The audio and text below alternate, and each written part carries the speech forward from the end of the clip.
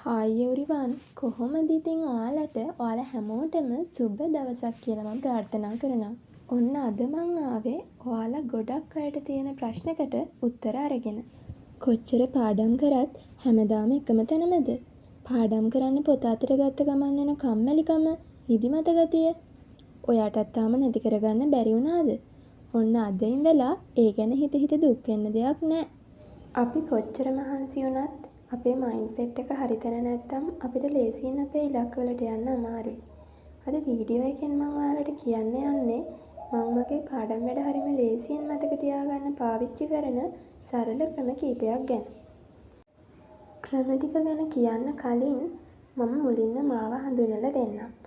මම හසිනි. මම යුනිවර්සිටි එකේ ෆයිනල් ඉයර් ස්ටුඩන්ට් කෙනෙක්. ඉතින් මං හිතුවා මගේ මේ channel එකෙන් මගේ ස්ටඩි රූටින් එක මොන වගේද? පාඩම් කරන දේවල් අමතක නොවී මතක තියාගන්නේ කොහොමද? කාලය කළමනාකරණය කරගෙන පාඩම් කරන්නේ කොහොමද? එක්සෑම් එකකට බය නැතුව ලෑස්ති වෙන්නේ කොහොමද? ඒ වගේම law of attraction භාවිතා කරලා ඔයාලගේ ඉගෙනීමේ වැඩ කටයුතු සාර්ථක කරගන්නේ කොහොමද? මෙන්න මේ වගේ දේවල් ඔයාලත් එක්ක බෙදාගත්තොත් ඒවා ඔයාලටත් ප්‍රයෝජනවත් වෙයි කියලා. මං අද ඔයාලත් එක්ක බෙදාගන්නේ පාඩම් කරන දේවල් අමතක වෙන්නේ නැතුව ලේසියෙන්ම මතක තියාගන්නේ කොහොමද කියලා. මං ඔයාලට කියා දෙන්න යන්නේ මං පාඩම් කරන්න පාවිච්චි කරපු ක්‍රමවලින් මට ප්‍රතිඵල ලැබුණු ක්‍රම කිහිපයක් ගැන විතරයි. ඔන්න පළවෙනි ටිප් එක තමයි අපි සාමාන්‍යයෙන් කරන්නේ පොත දිහා බලාගෙන එක දිගට කියවන එකනේ. හැබැයි මං කරන්නේ එක ඡේදයක් කියවලා පොත වහලා මං ඉගෙන ගත්ත දේවල් මටම ඇහෙන්න ආපහු කියලා දෙන එක. ඒක ඔයාලට කැමති නම් තනියම ඉන්න ගමන් කණ්ණාඩි ඉස්සරහට ගිහිල්ලා වුණත් කරන්න පුළුවන්. අපි කියලා දෙන දේවල් අපිටම ආපහු ඇහෙද්දී ඒ දේවල් අපේ මොළයට අමතක වෙන ප්‍රමාණය ගොඩක් අඩුයි. ඉතින් ඔයාලටත් පුළුවන් මේ ක්‍රමය try කරලා බලන්න. දෙවෙනි ටිප් එක තමයි එක දිගට පොත කියවගෙන යන්නේ නැතුව ඔයා පාඩම් කරපු පොත වහලා ඔයාට මතකේ තියෙන හැමදේම හිස්කොලයක් අරගෙන ලියන එක. එක දිගටම පොත දිහා බලාගෙන කියවනවට වඩා අපි පාඩම් කරන ඉරියව්ව වෙනස් කරන එකෙන් අපිට පාඩම් මතකේ තියෙන ප්‍රමාණය වැඩි වෙනවා. මේ ටිප් එක කරද්දී අපිට පුළුවන් විනාඩි 20ක් වගේ පාඩම් කරලා පොත වහලා හිස්කොලයක් අරගෙන මතක හැමදේම විනාඩි 5ක් වගේ අරගෙන ලියන්න. ඊට පස්සේ ඔයාට පුළුවන් රතු පෑනක් අරගෙන ඔයාට මිස් වුණ කරුණු මොනවාද කියලා ලියාගන්න. මම මේක කාලයක් තිස්සේ පාවිච්චි කරන ක්‍රමයක්. මට වැඩ කරන තාමත් මං කරන ක්‍රමයක්. ඉතින් ඔයාලටත් පුළුවන් මේ ක්‍රමය try කරලා බලන්න. තුන්වෙනි ටිප් එක තමයි short note හදාගෙන පාඩම් කරන එක. අපේ මනසට වචන විතරක් මතක තියාගන්න අමාරුයි. ඒ නිසා අපිට පුළුවන් අපි පාඩම් කරන දේවල් වචනයි රූපයි මේ දෙකම එකට මික්ස් කරලා සුදු කොලයක් අරගෙන ඔයාලා පාඩම් කරපු කරුණු ලියන ගමන්ම ඒ පැත්තකින්ම පොඩි රූප සටහනක් ඇඳගන්න.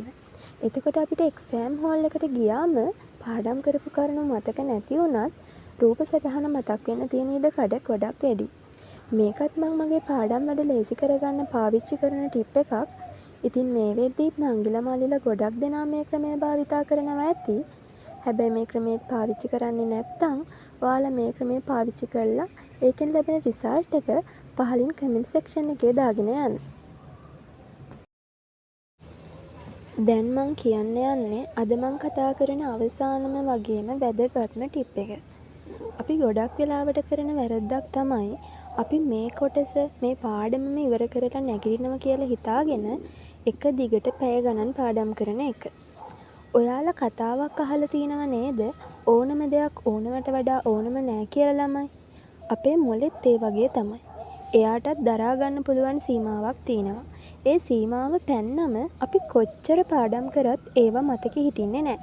ඒ නිසා අපි පාඩම් කරන්න ගත්තට පස්සේ හැම විනාඩි 25කටම සැරයක් පුංචි බ්‍රේක් එකක් ගන්න.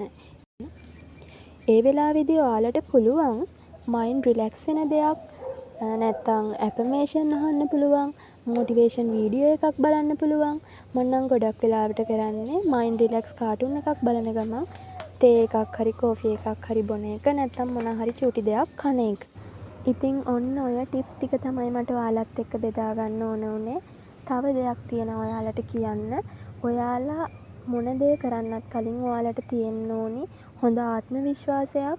ඉතින් මේ පාඩම් කරන්න කලිනුත් ඔයාලා මට මේක කරන්න බෑ, මම මේ විෂයට ආස නෑ, නිකන් අර කාගේවත් උවමනාවට කරන දෙයක් වගේ පාඩම් කරන එක කරන්න එපා. තමන්ට ගෝල් එකක් තියෙනවා නම් ඒ ගෝල් එක වෙනුවෙන් වැඩ කරන්න. පොසිටිව් විදියට හිතලා වැඩ කරන්න පුරුදු වෙන්න. ඒ දේවල් එක්ක ඔයාලට හිතනවටත් වඩා ඔයාලගේ පාඩම් වැඩ සාර්ථකව කරගන්න පුළුවන් වෙනවා. ඉතින් යුනිවර්සිටි එකේ ෆයිනල් ඉයර් ඉන්න කෙනෙක් විදියට මට මේ දේවල් ගොඩක් උදව් වුණා. ඔයාලටත් මේ දේවල් ගොඩක් උදව් වෙයි කියලා මම විශ්වාස කරනවා. මගේ වීඩියෝ එක බලපු හැමෝටම ගොඩක් ස්තුතියි. ඉතින් මේ වීඩියෝ එකෙන් ඔයාලට ගන්න දෙයක් තියෙනවා නම්, වැදගත් වුණා කියලා හිතෙනවා නම්, තවත් කෙනෙක්ට වැදගත් වෙයි කියලා හිතෙනවා නම් ලයික් කරන්න, කමෙන්ට් කරන්න, ෂෙයා කරන්න. ඒ වගේම මාව සබ්ස්ක්‍රයිබ් කරලා මාත් එක්ක ආදරෙන් එකතු වෙන්න. ඔයාලා හැමෝටම සුබ දවසක් කියලා කියන ගමන් මගේ වීඩියෝ එක මෙතනින් අවසන් කරනවා. Thank you for watching.